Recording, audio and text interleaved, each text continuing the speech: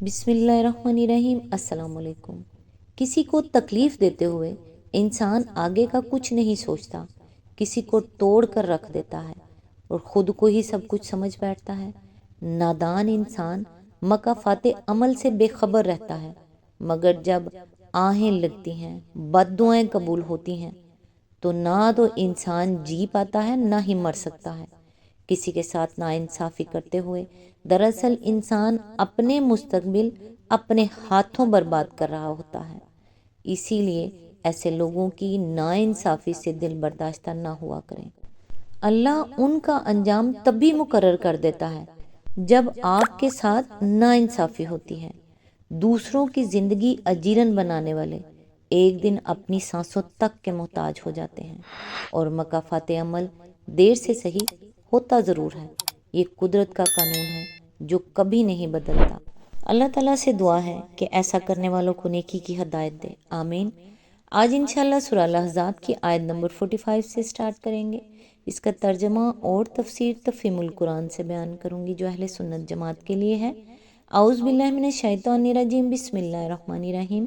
اے نبی، ہم نے تمہیں بھیجا ہے گواہ بنا کر،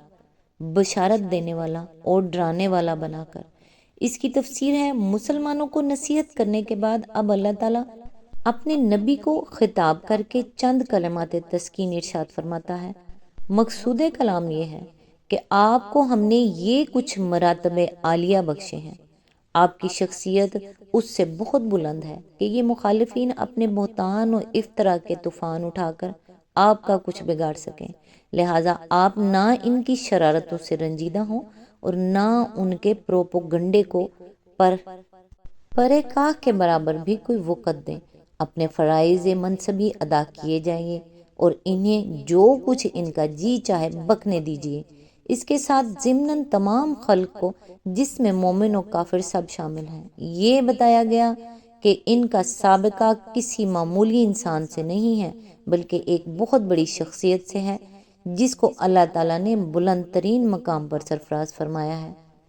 نبی صلی اللہ علیہ وآلہ وسلم کو گواہ بنانے کا مفہوم اپنے اندر بڑی وسعت رکھتا ہے،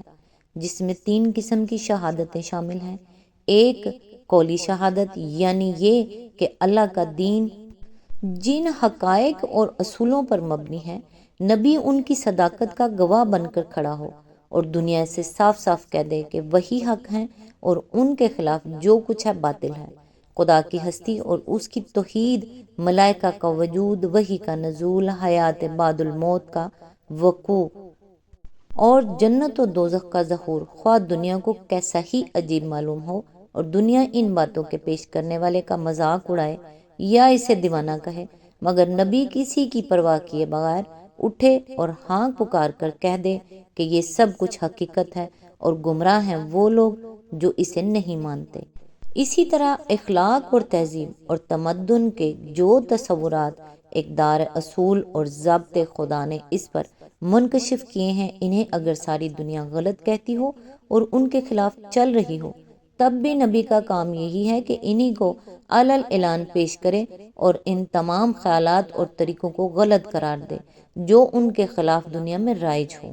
اسی طرح جو کچھ خدا کی شریعت میں حلال ہے، نبی اس کو حلال ہی کہے، خواہ ساری دنیا اسے حرام سمجھتی ہو، اور جو کچھ خدا کی شریعت میں حرام ہے، نبی اس کو حرام ہی کہے، خواہ ساری دنیا اسے حلال و طیب قرار دے رہی ہو۔ دوسرے عملی شہادت، یعنی یہ کہ نبی اپنی پوری زندگی میں اس مسلک کا عملاً مظاہرہ کرے جسے دنیا کے سامنے پیش کرنے کے لیے وہ اٹھا ہے۔ جس چیز کو وہ برائی کہتا ہے اس کے ہر شائبے سے اس کی زندگی پاک ہو، جس چیز کو وہ بھلائی کہتا ہے اس کی اپنی سیرت میں وہ پوری شان کے ساتھ جلوہ گر ہو، جس چیز کو وہ فرض کہتا ہے اسے ادا کرنے میں وہ سب سے بڑھ کر ہو، جس چیز کو وہ گناہ کہتا ہے اس سے بچنے میں کوئی اس کی برابری نہ کر سکے، جس قانون حیات کو وہ خدا کا قانون کہتا ہے اسے نافذ کرنے میں وہ کوئی کسر نہ اٹھا رکھے۔ اس کا اپنا اخلاق و کردار اس بات پر گواہ ہو کہ وہ اپنی دعوت میں کس قدر سچا اور کتنا مخلص ہے، اور اس کی ذات اس کی تعلیم کا ایسا مجسم نمونہ ہو جسے دیکھ کر ہر شخص معلوم کر لے کہ جس دین کی طرف وہ دنیا کو بلا رہا ہے وہ کس معیار کا انسان بنانا چاہتا ہے، کیا کردار اس میں پیدا کرنا چاہتا ہے اور کیا نظام میں زندگی اس سے برپا کرنا چاہتا ہے۔ تیسرے، اخروی شہادت، یعنی آخرت میں جب اللہ کی عدالت قائم ہو، اس وقت نبی اس امر کی شہادت دے کہ جو پیغام اس کے سپرد کیا گیا تھا وہ اس نے بے کم و کاست لوگوں تک پہنچا دیا اور ان کے سامنے اپنے قول اور عمل سے حق واضح کر دینے میں اس نے کوئی کوتاہی نہیں کی۔ اسی شہادت پر یہ فیصلہ کیا جائے گا کہ ماننے والے کس جزا کے اور نہ ماننے والے کس سزا کے مستحق ہیں۔ اس سے اندازہ کیا جا سکتا ہے کہ نبی صلی اللہ علیہ وآلہ وسلم کو شہادت کے مقام پر کھڑا کر کے اللہ تعالیٰ نے کتنی بڑی ذمہ داری آپ پر ڈالی تھی، اور وہ کیسی عظیم شخصیت ہونی چاہیے جو اس مقام بلند پر کھڑی ہو سکے۔ ظاہر بات ہے کہ نبی صلی اللہ علیہ وآلہ وسلم سے دین حق کی قولی اور عملی شہادت پیش کرنے میں ذرہ برابر بھی کوئی کوتاہی نہیں ہوئی ہے۔ تبھی تو آخرت میں آپ صلی اللہ علیہ وآلہ وسلم یہ شہادت دے سکیں گے کہ میں نے لوگوں پر حق پوری طرح واضح کر دیا تھا، اور تبھی اللہ کی حجت لوگوں پر قائم ہوگی۔ ورنہ اگر معاذ اللہ آپ ہی سے یہاں شہادت ادا کرنے میں کوئی کسر رہ گئی ہو تو نہ آپ آخرت میں ان پر کوئی گواہ ہو سکتے ہیں اور نہ منکرین کے خلاف مقدمہ ثابت ہو سکتا ہے۔ بعض لوگوں نے اس شہادت کو یہ معنی پہنانے کی کوشش کی ہے کہ نبی صلی اللہ علیہ وآلہ وسلم آخرت میں لوگوں کے اعمال پر شہادت دیں گے، اور اس سے وہ یہ استدلال کرتے ہیں کہ حضور صلی اللہ علیہ وآلہ وسلم تمام لوگوں کے اعمال کو دیکھ رہے ہیں، ورنہ بے دیکھے شہادت کیسے دے سکیں گے۔ لیکن قرآن مجید کی روح سے یہ تعویل قطعی غلط ہے۔ قرآن ہمیں بتاتا ہے کہ لوگوں کے اعمال پر شہادت قائم کرنے کے لیے تو اللہ تعالیٰ نے ایک دوسرا ہی انتظام فرمایا ہے۔ اس غرض کے لیے اس کے فرشتے ہر شخص کا نامہ اعمال تیار کر رہے ہیں۔ ملاحظہ ہو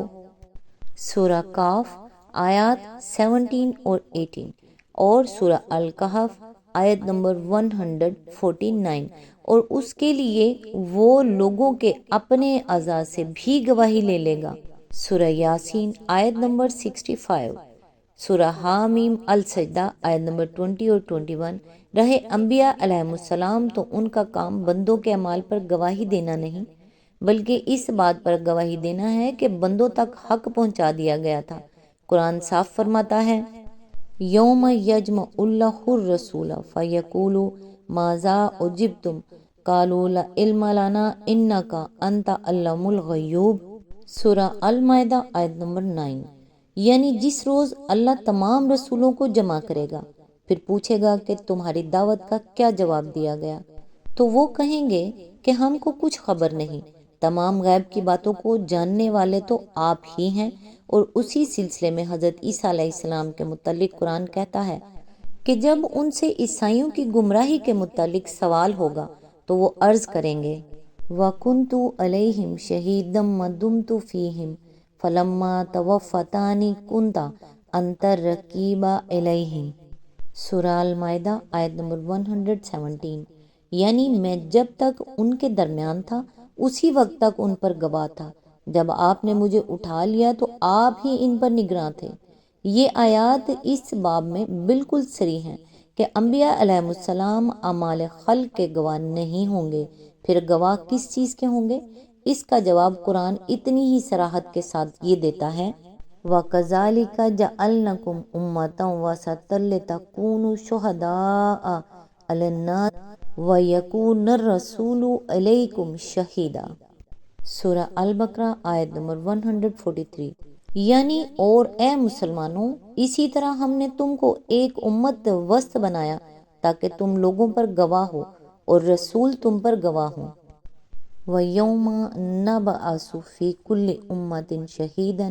إِلَيْهِمْ مِنْ أَنفُسِهِمْ وَجِئْنَا بِكَ شَهِيدًا عَلَى هَؤُلَاءِ،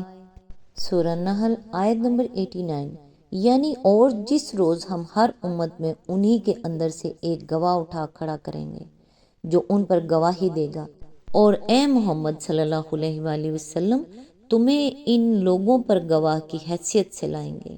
اس سے معلوم ہوا کہ قیامت کے روز نبی صلی اللہ علیہ وآلہ وسلم کی شہادت اپنی نوعیت میں اس شہادت سے مختلف نہ ہوگی جسے ادا کرنے کے لیے حضور صلی اللہ علیہ وآلہ وسلم کی امت کو اور ہر امت پر گواہی دینے والے شہداء کو بلایا جائے گا۔ ظاہر ہے کہ اگر یہ شہادت اعمال کی ہو تو ان سب کا بھی حاضر و ناظر ہونا لازماً آتا ہے، اور اگر یہ گواہ صرف اس امر کی شہادت دینے کے لیے بلائے جائیں گے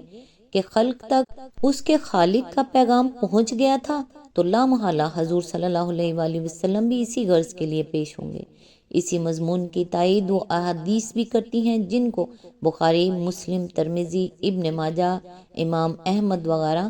ہم نے عبداللہ بن مسعود، عبداللہ بن عباس، ابو درداء، انس بن مالک، بہت سے دوسرے صحابہ سے نقل کیا ہے، جن کا مشترکہ مضمون یہ ہے کہ نبی صلی اللہ علیہ وآلہ وسلم قیامت کے روز اپنے بعض اصحاب کو دیکھیں گے کہ وہ لائے جا رہے ہیں، مگر وہ آپ صلی اللہ علیہ وآلہ وسلم کی طرف آنے کے بجائے دوسرے رخ پر جا رہے ہوں گے یا دھکیلے جا رہے ہوں گے۔ حضور صلی اللہ علیہ وآلہ وسلم ان کو دیکھ کر عرض کریں گے کہ خدایا یہ تو میرے صحابی ہیں۔ اس پر اللہ تعالیٰ فرمائے گا کہ تم نہیں جانتے کہ تمہارے بعد انہوں نے کیا کرتوت کیے ہیں۔ یہ مضمون اتنے صحابہ سے اتنی کثیر سندوں کے ساتھ نقل ہوا ہے کہ اس کی صحت میں کسی شبے کی گنجائش نہیں، اور اس سے یہ بات صریحاً ثابت ہوتی ہے کہ نبی صلی اللہ علیہ وآلہ وسلم اپنی امت کے ایک ایک شخص اور اس کی ایک ایک حرکت کے شاہد قطعی نہیں ہیں۔ رہی وہ حدیث جس میں یہ ذکر آیا ہے کہ حضور صلی اللہ علیہ وآلہ وسلم کے سامنے آپ کی امت کے اعمال پیش کیے جاتے ہیں، تو وہ کسی طرح بھی اس مضمون سے متعارض نہیں ہے، اس لیے کہ اس کا حاصل صرف یہ ہے کہ اللہ تعالیٰ حضور صلی اللہ علیہ وآلہ وسلم کو امت کے حالات سے باخبر رکھتا ہے۔ اس کے یہ معنی کم ہے کہ حضور صلی اللہ علیہ وآلہ وسلم ہر شخص کے اعمال کا عینی مشاہدہ فرما رہے ہیں۔ یہاں اس فرق کو ملحوظ رکھیے کہ کسی شخص کا بطور خود ایمان و عمل صالح پر اچھے انجام کی بشارت دینا اور کفر و بد عملی پر برے انجام سے ڈرانا اور بات ہے، اور کسی کا اللہ تعالیٰ کی طرف سے مبشر و نذیر بنا کر بھیجا جانا بالکل ہی ایک دوسری بات۔ جو شخص اللہ تعالیٰ کی طرف سے اس منصب پر مامور ہو وہ تو اپنی بشارت اور اپنے انداز کے پیچھے لازماً ایک اقتدار رکھتا ہے جس کی بنا پر اس کی بشارتوں اور اس کی تنبیہوں کو قانونی حیثیت حاصل ہو جاتی ہے۔ اس کا کسی کام پر بشارت دینا یہ معنی رکھتا ہے